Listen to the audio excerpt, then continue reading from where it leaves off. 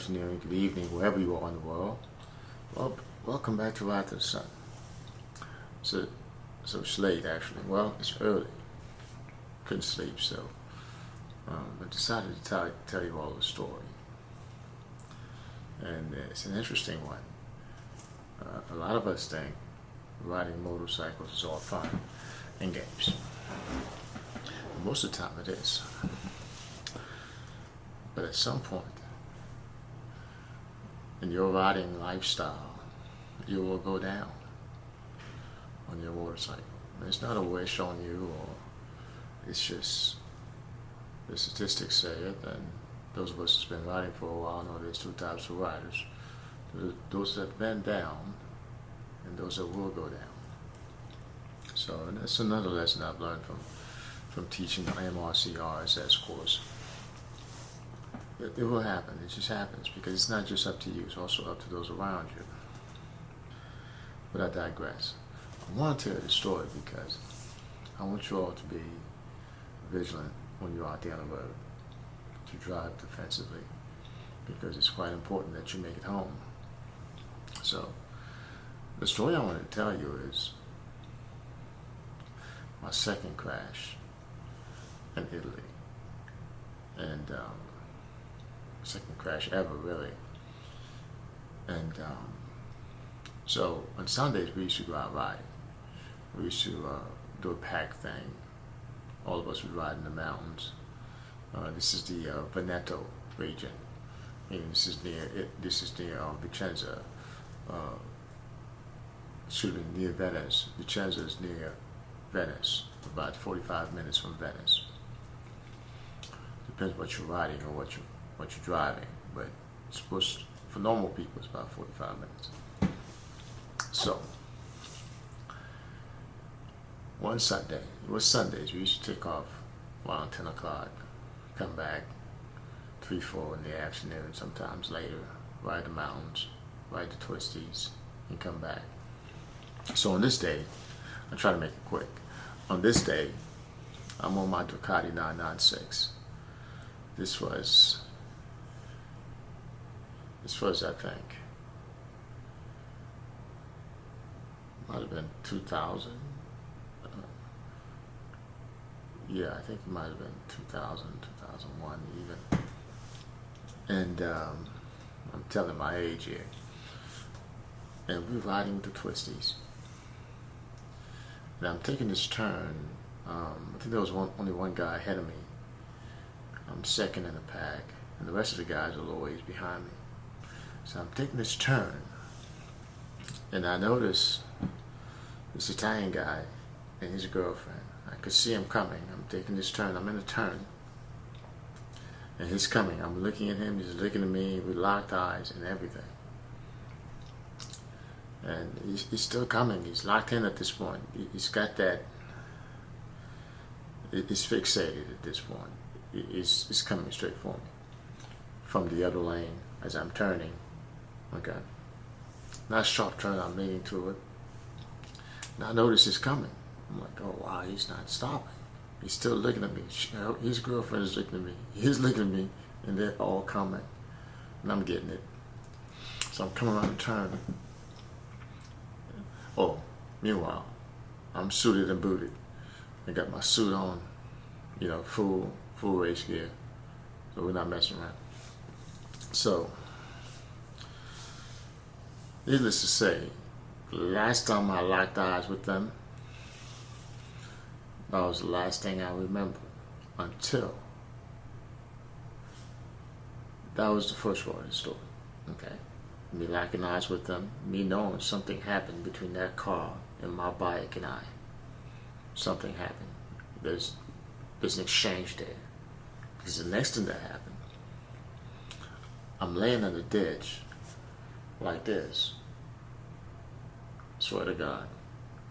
No cap. And it seems like at this point in time, it's not so much the crash that I wanted to tell you about, it's about what happened when I crashed. So I'm laying down. It's like, I actually never told this story. I don't think I told my wife this story. I just know it was important for someone to hear it.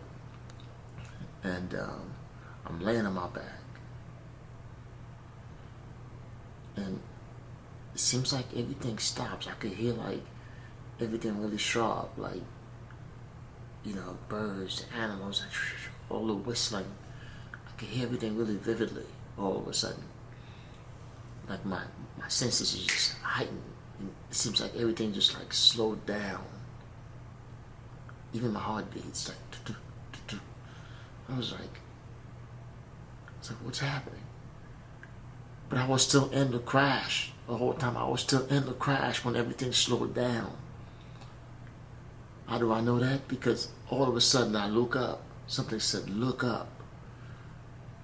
I look up and the bike was coming down on top of me. It was getting ready to crush me. I know, I have to look up what a Ducati 996 bi-postal 2-seater weighs. Something says, look up. I looked up. It's unbelievable. I was still in the crash. It's almost like time slowed down. So I looked up. Like I said, I don't know, in a voice, call it what you will, divine intervention, call it what you will. So that little voice, I felt like it was coming from the deep accesses of my mind. Says, look up. And I was like, whoa, I could see the bike in midair. So, and I'm like, and that same voice said, pick your feet up. So I picked my feet up. And that was all the instructions I needed. I knew the assignment. And I kicked this bike off of me with both of my legs. That's when they came around the corner. And they saw my bike flying off. They were like, what in the world? So they stopped. And they said, what happened? It's like, did you just kick this bike 5-10 feet off you? It's like, yeah. So I stood up. And I was a lot smaller back then than I am now. I must have been, back then, I must have weighed maybe 170, 175. I'm not 205, right? It's incredible what happened that day. I don't even think I've ever told anyone that story. And other than people that were there that witnessed the last portion of it. But I didn't even tell them what happened while I was in the ditch. While time just stopped. It was the weirdest thing. And I still don't believe it. If someone had told me the story, I would have been like, I probably would have looked at them side-eye. But you had to have been there. It's just, it was just crazy. But I said a story to say this. You know, right defensively. Always know what's around you. I don't know if there was anything I could have done differently. What do you do when someone fixates on you on the road? It's one of those things. Sometimes it happens. It happens all the time. Somebody thinks your bike look cool or whatever, and they're steady looking and steady coming towards you. It's dangerous. You need to try to find some space and don't lock eyes with them. Realize that they're there and kind of make room for yourself and others. So it's an interesting story. But it's the other thing that tells me, and this is, it's your bike. You can outfit it whatever way you feel is necessary, but I think putting any blunt object on your bike, anything that protrudes out, spikes and different things like that, it's probably a no-no. You might not want to do that because we ride for the slide. So just be careful with some of the things you outfit your bike with, that they don't become, you know, an impeller to you if something was to happen on the road or someone else. So just ride safely out there. And maybe I'll tell you some of these stories. This was the second time I think I went down. Did I go down again after that?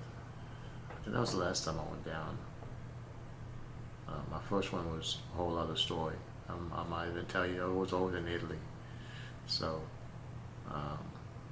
just thought I'd share that story. I thought it was interesting. It came to mind today that I've never shared it with anyone. If I can share it with friends, what can I share it with? So come back and see us, and hopefully I have a few more stories to tell. This is my insomniac story, I think. So I hope you enjoyed it. If you enjoyed it, or if you ever ran into something like that, feel free to comment. It's impromptu. Just feel like I needed to share the story. So thanks for stopping by. I hope you come back and see us. This is Ride to the Sun. Have a good one and take care of each other. One love.